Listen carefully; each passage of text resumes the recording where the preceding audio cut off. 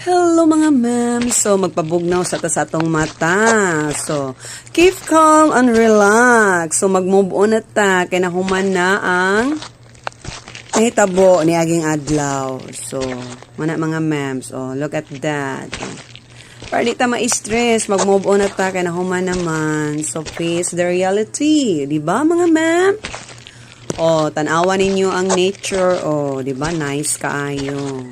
So, muna mga ma'am, grand. So, samaan na, nag-brown na, dry na kayo. So, of the gid ta makamove on sa atong mga feelings diha, inanang mahitabo na to. Nag-dry na, himatyanon na, oh, tanawa gani na, oh. Ang kahumayan, himatyanon na. So, di kita mag-awat, anak mga ma'am, move on, para maayo ang future. O, samaan na, o siya ka-move on, o, tanaw, naguba, nagmaayo. Kaya, wa naman siya ka-move on. So, muna